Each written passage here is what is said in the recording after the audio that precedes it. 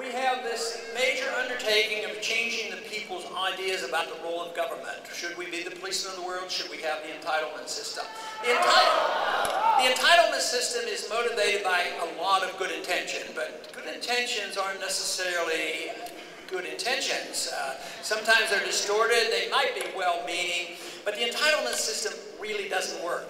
I am convinced that you have concern about your fellow man, which I believe most people do.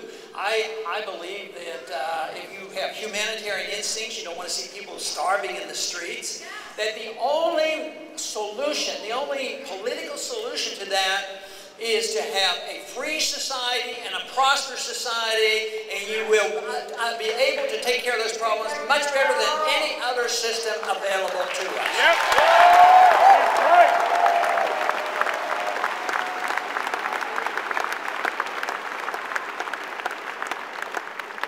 The entitlement system is obviously sold on, well, there's always the poor, and we have to take care of the poor. We don't want anybody not to have a house, not to have free medical care, not to have free education. And okay, that's right, there's some that are always needed, but you know, if you subsidize something, you get a lot more of it. But it never solves the problem. Take the housing efforts.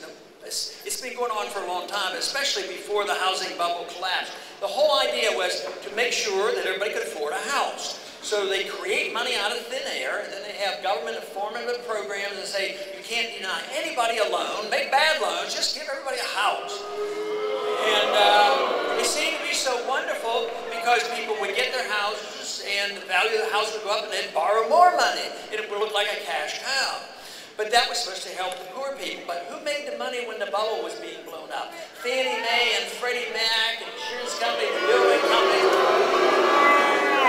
the Goldman Sachs of the world, they were making all this money. And then when the predictable bubble burst and there was a collapse, what happened? Oh yes, there was hollering and screaming, something has to come, Congress has to bail them out. But who got bailed out? The wealthy, the people who made all the money off the system. They got trillions of dollars of bailout, both from the Congress as well as from the Federal Reserve.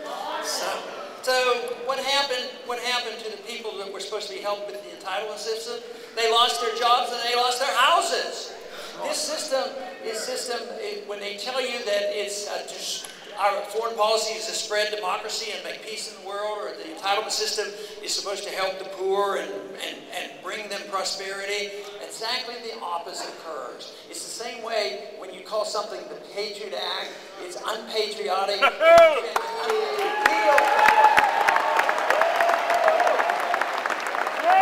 right. So the entitlement system does not work, and it is very biased and slanted.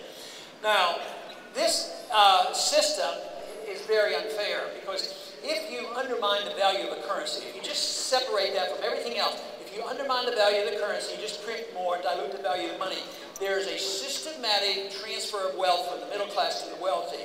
Because the wealthy, the banks and the government and the big corporations, they use the money first. Then it circulates, especially through fractional reserve banking, and each unit goes down in value and your prices go up. So there's always a transfer of wealth who get to use the money first. But it's much worse when the government, you know, makes these contracts. But the wealthy, that group of people, and sometimes it's referred to the 99 and 1, and say, well, that 1%, they're the evil monsters and all.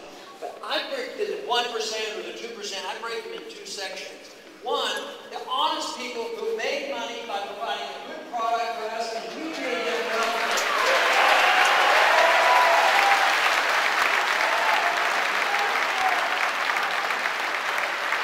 And you should separate that from the people who made money because they had the contracts and